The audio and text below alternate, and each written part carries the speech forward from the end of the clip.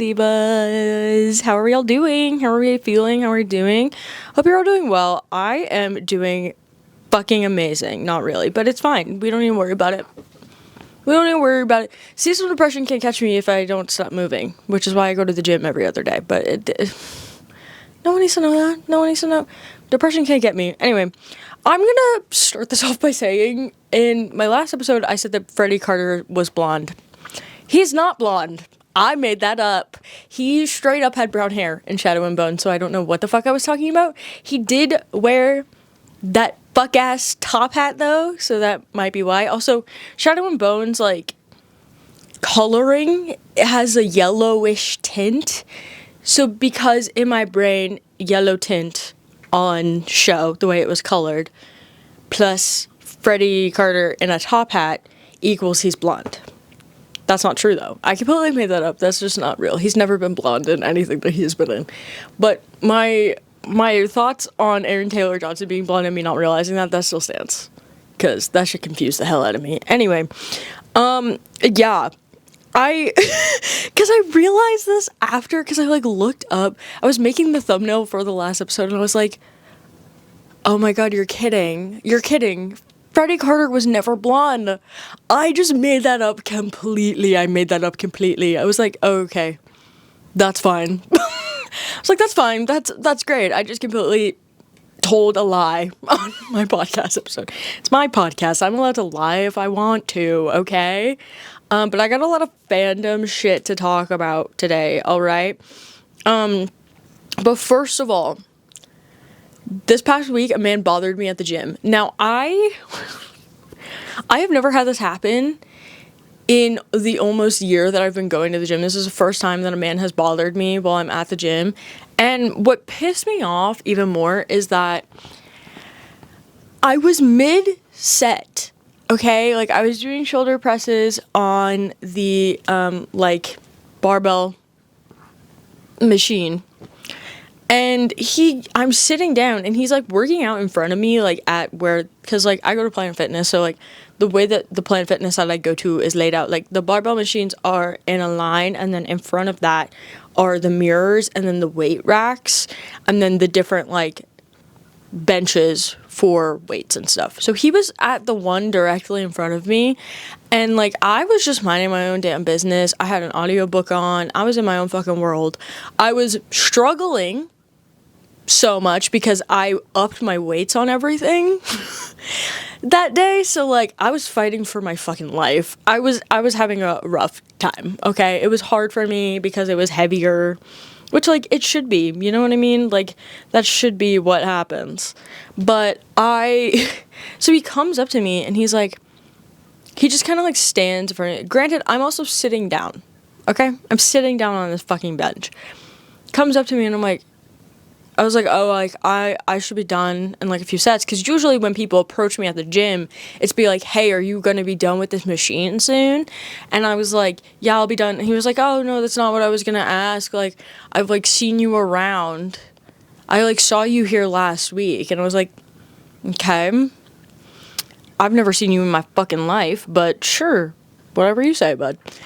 And then he was like, I've seen you around, like, I was, like, wondering if you were doing anything this weekend, and I was like, yeah, I have work, and he was like, oh, okay, like, what do you do for work, and, like, I explained, like, I work in motorsports, social media, and blah, blah, blah, like, explaining to him, and he was like, oh, that's really cool, like, he was like, well, like, would you, like, want to get, like, a drink or something, like, work out together at some point, and I was like, no, thanks, I'm good. He was like, oh, well, if you change your mind in the next 30 minutes, I'll be right here. And I was like, yeah, I'll let you know.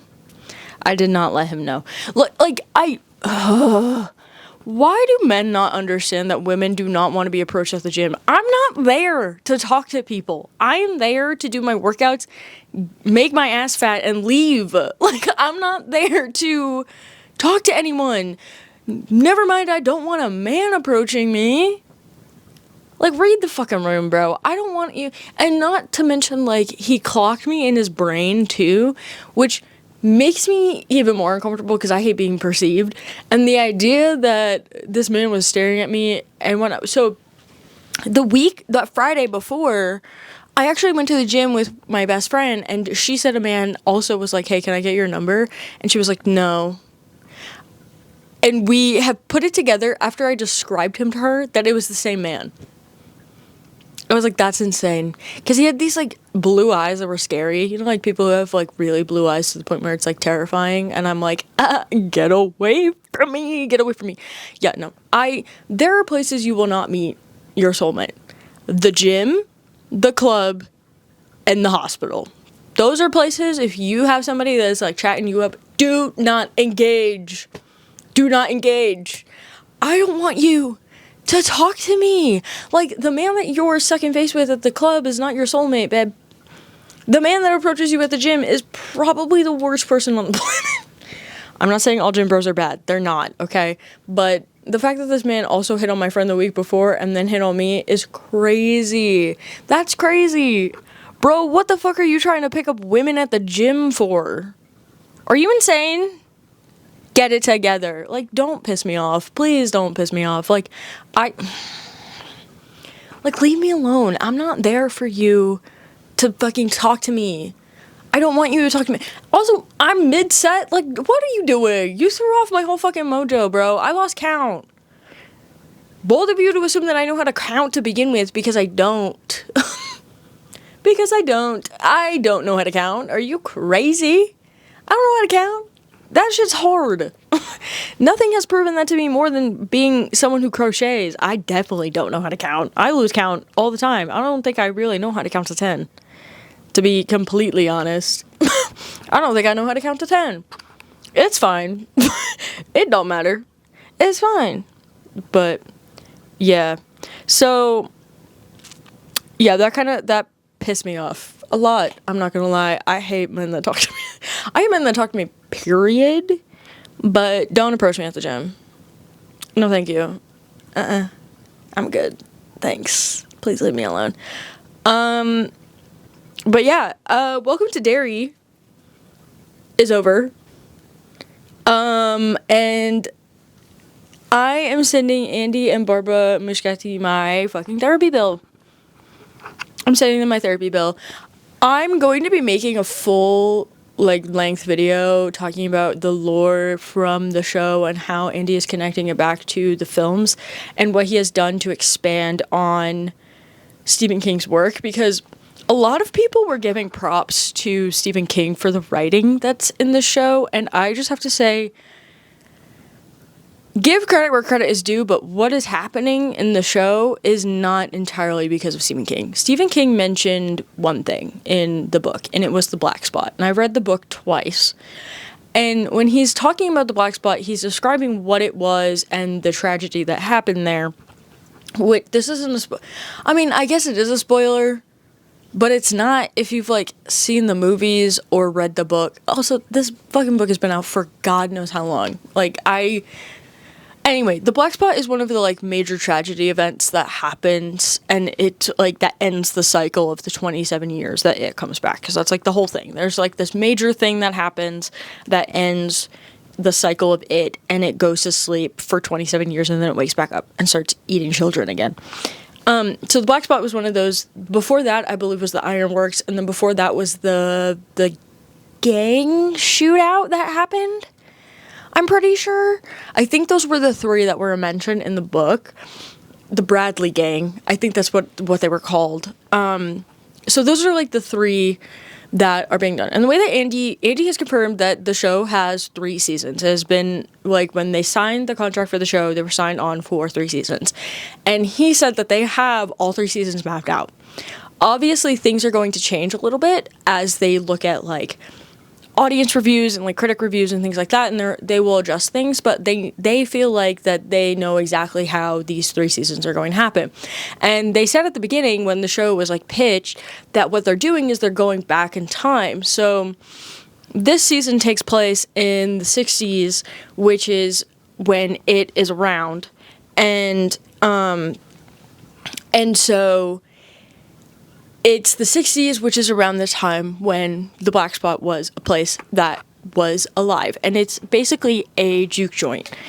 And there's a scene in one of the episodes, the later episodes, where it's showcasing the like culture of what juke joints were, and people were comparing it to Sinners, which, yes, it has the same exact vibe, but then giving credit to Stephen King for that scene in the show. And I'm gonna say something that I like. Look, I love the characters in it. I love the storylines. I love the films. Okay, I've read the book twice. Not a huge fan of the book, I'm gonna say. I don't like it as much as I liked the adaptation that Andy did. Now, Andy took the book and did his own thing with it. Okay, yes, he references things from it because obviously it's based off Stephen King's characters. That scene and the directorialness of that scene was not Stephen King's doing. That had nothing to... That was not him. It was based off his writing, yes, but that was not him. That scene, the way it was directed, the way they shot it, the way it was showcased, was not him. And not for nothing, you're giving credit to a man who then took something from black culture and black history from the 1960s, where juke joints were a place and a thing because, you know, segregation. Black people couldn't go into other clubs and stuff because racism. And then, so they created their own place to do that. And so it was a place where black people were able to hang out and drink and dance and have fun. And that was really also the birthplace of jazz as well. Jazz started in juke joints. And then you have Stephen King taking that and then killing a bunch of black people. I'm sorry, don't compare Stephen King to a fucking... Do not compare the two. You cannot compare the scene from Sinners to the scene from It and give credit to Stephen King. Are you insane? That's not... No. Because killing a bunch of black people in a chapter of your book is giving racism. It's giving racist. And also in that chapter, I'm pretty sure that was the chapter in my video when I was reading the book where I was like, he used the N-word 8 times on one page. Yeah, stop comparing Stephen King and Ryan Coogler. Those are not the same people. You can give credit to the director of that episode, which I don't think it was Andy that directed that episode. I do believe it was someone else. Those two are similar. And it gave props to black culture too. Like, it definitely was... The way that Andy, like, went about the season, I thought was very, very well executed. Because they give the flowers to black culture and what that looked like and what it was actually like for black people in the 60s, especially in a small town like Derry, what that looks like. Then you have, because they talk about they cover, like, topics like racial profiling and framing a man for murder that he didn't commit because he's a black man, and it's easier to target him because he's one of the very few black people in a white town. And then also just, like, the dirty looks that the Hanlons get when they first move in. And then, like, actually showcased it in a positive light. Not a positive light, but in a correct way. They were able to showcase what that's actually like. And then on top of that, Andy actually discusses and expanded on the involvement of the indigenous community in Derry that is mentioned in the book very briefly. And he expanded on that and made it a lot more interesting and had a lot of native actors in the show, native actors that I have never seen before. And, like, I really loved what they were able to do with that storyline. Like, I feel like, and people are giving credit to Stephen King, and I'm like, yes, he mentioned these things in his book, but did not expand on them the way that Andy did. And the way that Andy and his team of writers, like, took this work and made it what it is honestly genius. And I do stand by my statement of being like, Andy is one of the best, like, is one of the biggest horror minds in modern history right now. Like, I think he truly understands how to make good horror in a way that most directors don't. It's him It's Ryan Coogler did amazing with Sinners. The suspense in that is fantastic. You have Zach Krager, who's doing amazing things with like Weapons and Barbarian. And then, of course, you have Jordan Peele. Like, Jordan Peele, I think, is one of the biggest names, if not the biggest modern horror director of our time right now. And like, they're the 4 people that I think know how to actually execute horror in the way that it should be executed and like make good stories. But I'm going to make a whole video about like all the lore in Welcome to Derry and how it connects back to the It films that Andy directed from 2019 and 2017, because he did not leave any room for plot holes. He like had been adding to it so much, and it just like, I was just so blown away by the finale. I'm not going to give away any spoilers. I will in that video, but not here. But it was just so good, and dude, I cried so much. I just like I absolutely sobbed my eyes out the last 2 episodes, and then was like straight up like I screamed twice because of things that like lore drops that he had in the last episode. I was just absolutely fucking amazed. I was so amazed. I was like, oh my God, Andy, your brain is massive. Like, you are a genius. So I'm really looking forward to these next 2 seasons. I didn't think I was going to like the show as much as I did. I really did. And I've always respected Andy as a director. And I think that for me, this is no longer a story by Stephen King. It's something that, yes, it's based off of, but it's not Stephen King writing the scripts for television. It's this team of writers that is led by Andy, who is the showrunner, with his wife Barbara, and like, they do an amazing job with these characters, and like, he's paying amazing homage to King and the story that he wrote, but it's not Stephen King's writing anymore. This is Andy through and through. And I believe what's next is the Ironworks explosion, which is in the 40s, and then before that is the Bradley Gang, which is in the 20s, I'm pretty sure. So it's going to be really interesting to see, because we're going back in time again to the 40s. Like, it's going backwards in the timeline instead of forwards, but he's connecting it all back to the 2 films with the Losers Club, like with the 7, because like, obviously you have the Hanlons, and Will Hanlon is Mike Hanlon's dad, and then you have their experience. And then you have the Uris siblings, which are in the first episode, which like genuinely shocked me.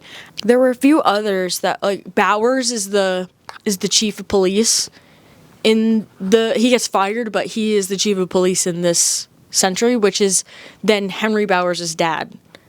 No, Henry Bowers' grandfather, which means that Henry's dad is alive at this time. I don't think we run into him at all, but I do think that like that has been like that was established as well. So like that connects back to the movies as well, which is like fucking crazy. And like, they expanded on Juniper Hill, which is where Henry Bowers ends up at the end of the first movie, and that's where he breaks out of in the second one. So like, it's just, Andy has taken these little things in the book and like expanded on them in such a way that I honestly don't think Stephen King would have ever thought to do. Like, I'm gonna be so honest, I don't think he would have ever thought to do that, just because like, it's just so well written, and he connects it so. It's like, I feel like that like meme with like the guy with the with the board, and like he's like with the red string. That's how I felt watching this show, and that's how I'm gonna feel when I make this video, because I'm gonna rewatch the season and like take notes and stuff, because like, I already noted a few things, but like, there are certain details that I know I missed watching it for the first time, because I was just like in absolute awe and shock as I was watching it. So I'm like, bro, I'm so excited for these next 2 seasons. My expectations are very high now, and I feel like Andy's not going to let us down, I gotta say. Like, but what's even funnier is that this was coming out at the same time as Stranger Things Season 5, which, like, I don't think they did it on purpose, but, like, the fucking irony of it. And then, like, I made a video about the It and Stranger Things crossover fandom last year, and that video started getting a lot of traction again, which is just so funny. I was like, that's actually hilarious that I Posted that a year ago, and here we are. But yeah, I did watch season 5 of Stranger Things. I rewatched all of Stranger Things, and I watched the 4 episodes. I'm not going to talk about it too much because I, am still really disappointed in the Duffer Brothers and how the whole entire situation with Noah Schnapp was handled. I think it's, absolutely ridiculous. But I just got one question. And it's not really a spoiler, but I guess it kind of is, but it's not at the same time. Fucking Vecna looked snatched as hell. Why did Vecna have a pure fucking hourglass? Bessie had a waist. We're taking Ozempic in the Upside Down. Like, what? Like, he comes out. Like, the first time they show him, a full body shot, I was like, why does he have an hourglass picture? I was like, why is his waist snatched? I couldn't stop fucking laughing. I was like, not fucking Vecna having a snatched waist in season 5. That's so funny. That is fucking hilarious. Oh my god. It was so funny. I couldn't stop giggling. But yeah, I do have to say that the writing for season 5 of Stranger Things was incredibly predictable, and I feel like I know exactly how it's going to end now, which is very upsetting because they took so long to make it, and it's like, why am I able to predict exactly what's about to occur? There was only one thing that genuinely surprised me, and that was it. I was actually shocked because, I didn't expect it based off of what they've built up before. But all of the other reveals, I was like, well, yeah, that makes sense. Well, yeah, I saw that coming. I don't know, even my friends who are not, huge film people and, don't, pay attention to the stupid little things that I pay attention to when it comes to TV writing, even they were like, yeah, no, it's so predictable and kind of disappointing. And I agree. I think for them to have taken as long as they did with the season, it could have been better. It could have been better. It could have been a lot better, in my opinion. But, that's just me. Yeah, anyway.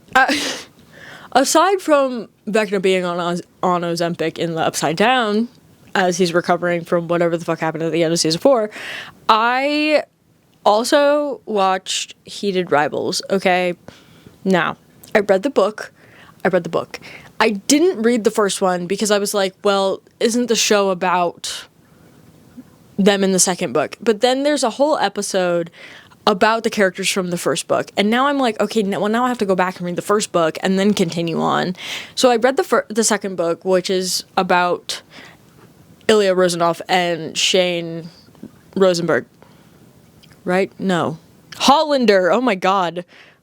I combined their names together. Shane Hollander and Ilya Rozanov. What the fuck am I saying? I don't know. But I'm obsessed, okay? I am obsessed with them. And I don't know how the fuck anybody's because so many people are like, dude, it's just gay porn about hockey players. And I'm like, you do not understand the art of acting. Because the silent yearning that is happening between the two of them, just based off of their fucking eye lines and body language, dude, I was crying because it's just, the pining is crazy. The pining, the yearning, the fucking back and forth. Dude, I'm obsessed. Oh my god. And it's so funny because as someone who has been a lifelong hockey fan, I have friends that are book friends that are like, I have never watched a hockey game in my life. I don't know anything about hockey, but I am locked into Heated Rivals and now I care about hockey. And we've had this happen before. This happened before with some hockey romance that came out years ago. And that's when that whole drama with the woman with the Seattle Kraken happened, and it just became absolutely insane and gave Book Talk a bad rap. And that's what I'm afraid of is going to happen again, because when I say I like hockey and I read, people are like, oh, you're one of those girls. No, bitch. I have been a hockey fan since I was younger because my pop was a huge hockey fan. I had cousins that played hockey. I have always been around hockey growing up. So, that, like, my cousins would play cane hockey is what they called it. They would take my pop's canes from the garage and they would hit a ball in the driveway and play hockey. I got hit in the face one time. That shit hurt like hell on earth. And I wasn't even near them. I was on the patio too. Like I wasn't even like near. It fucking flew and hit me right in the face. And then my pop got upset because I got hit. And so he told them they had to stop. Which, like, bro, aim better. Anyway. But I've always been a hockey fan. I'm a Rangers fan. It's embarrassing to be a Rangers fan this season. Well, it's embarrassing to be a Rangers fan since the last time they were in the Stanley Cup. Because that was hard to watch. They were bad, and it was awful. And I'm going to a Rangers game on Sunday, so I will be at the Rangers game. I will be in Nashville on Sunday to see the Rangers play the Predators in Nashville, and I think the Rangers have a better shot of winning because they're not playing at home. I don't know why they keep losing at home all the time, but when they're away, they win. But most of their games are at home, so they just keep losing, and it's really embarrassing. Okay, hockey rant. I will get back to you at Rivals in a second. It's connected, I promise. But a few days ago, the Rangers lost 4-0 to the Canucks, and then Igor, which is their main goalie, walked off the ice at the end of the game and broke his fucking stick in half because he was pissed off, and then he didn't play yesterday. They put their other goalie in. And I was like, oh God. I was like, you guys are wasting Igor's talents. Like, he's one of the best goalies in the NHL, but he needs a team that understands defense and can actually score goals because y'all don't know how to, it seems. You guys don't know what you're doing. And it's embarrassing for me. It's embarrassing to be a Rangers fan. It's embarrassing to be a Rangers fan in the year 2025. Anyway, I will be going to the Rangers game, but back to heated rivals. I have so many friends that have never been into hockey before, and now they're like, I'm going to my first hockey game this week. Like, I'm so excited. And I'm like, I'm excited for you. It's like, I've been to hockey games before. We go to the minor league games all the time because there's a minor league team where I live, and the rink is not too far from where I am either. And so, like, we would go all the time growing up. Like, I would always go to hockey games. And it was fun. It was a good time. But I've never been to an NHL game. I've only been to an MHL game. So I'm really excited to go to an NHL game. I've never been before. Obviously, the stadiums fill up faster because it's the National Hockey League, not the Minor Hockey League. Because, like, we would go to the minor hockey games, and there would still be people there. But, like, the seats aren't all full, you know? Like, it's fun, but, like, not... No one's like, you know, like the true hockey fans are there. You know what I mean? Like, so, and like my dad really loves hockey. He loves the playoffs during hockey season because it's just so fun. It's so fun. I love hockey playoff season. And the Rangers aren't getting there because they suck ass, which is so insane because like them and the Islanders were kind of both on the same playing field for a while. And now I think the Islanders are 8th in the league. And the Rangers are 20th. So, that's embarrassing for them. But yeah, I'm obsessed with Heated Rivals. I watched all 4 episodes in one day. And there's 2 more. I think one comes out on Friday, and then the next week is the last one. Which I'm so sad. But it got a season 2, which I'm really excited for. And I'm really curious if they are going to expand on the characters from the first book, because they gave them their whole episode. And I know the reason why the showrunner did that was because he wanted to give context for something that happened later in the book with Shane and Ilya. So, like, I can understand why he did that. But I also... I'm like, is he going to talk about them more? I'm just so curious. I know he did it to give context because it would be out of left field and everyone would be like, why do we care that this is happening? Because, like, it's one of those books that, like, there's a theme in the romance genre where, like, you have a series, but, like, you can read them as standalones, but, like, they have other characters from other books. in those books. And so when you read them in order, you know who these like other characters being mentioned are and why they're so prominent and important and things like that. Like, I just finished The Christmas Tree Farm by Lauren Gilmore, I think it was. And like, there are characters that and like places that are referenced that I didn't fully understand. I kind of understood because I know like the first book in that series that she did was the Pumpkin Spice Cafe, and then there was like the Cinnamon Roll Bakery or something.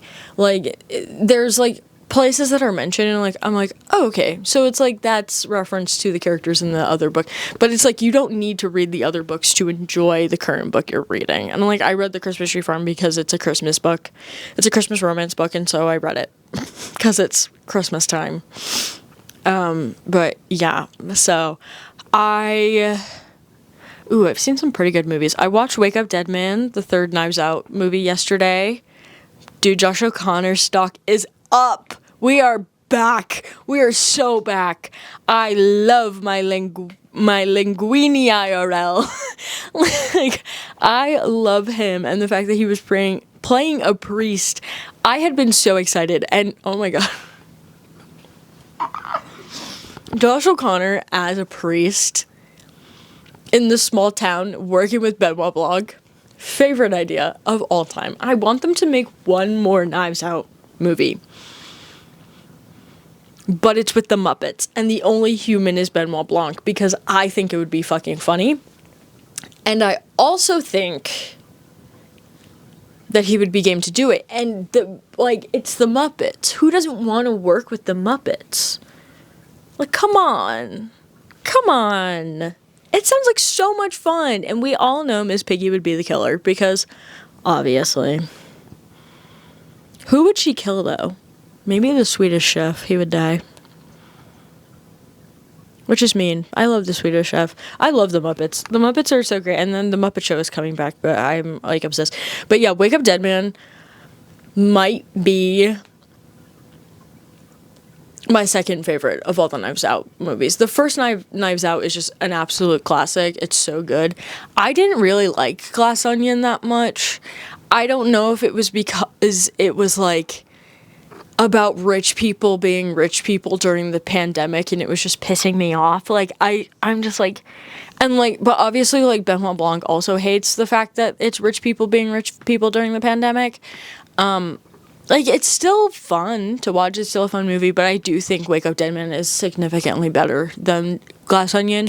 But just like the original Knives Out is the one that started it all. And I'm sorry, but I think about Chris Evans in that fucking cable knit sweater at least once every 2 weeks. Bro, he looks so damn good in that scene when in their diner and he has his fucking arm up on the table. Ah! Oh my god! He is so hot in that movie. I don't apologize. I don't apologize whatsoever. I think about him in that fucking cable knit sweater all the time.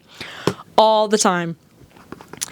And then I also went and saw Eternity. I went to go see Eternity by myself. And I cried throughout the whole movie. It was just so good. And I think Miles Teller was fantastic in it. He was so funny. Like, it was both genuinely like super sweet and sad and funny, and just like, it was just all around such a good movie. And like, this month there are so many good films coming out still. I want to go see the SpongeBob movie. No one is stopping me from going to go see the SpongeBob movie. But also Marty Supreme comes out next week, and I really want to go see Marty Supreme. And then I saw the trailer for Anaconda with Jack Black and Paul Rudd. Is it the dumbest looking film ever? Yeah, but oh my god, am I gonna have a good time? I cannot wait. I love Paul Rudd so much, and Jack Black is just Jack Black. He's fucking hilarious. But like, I saw the trailer for it when I went to go see Eternity, and I was like, this is the first time I'm hearing about this film at all. Like, I didn't know it was coming out this month. And it looks really, really good. It looks really funny. And the concept is killing me too, because it's like, we need a snake for our short film that we're indie making. We're all grown adults, and we want to make a movie about a killer snake.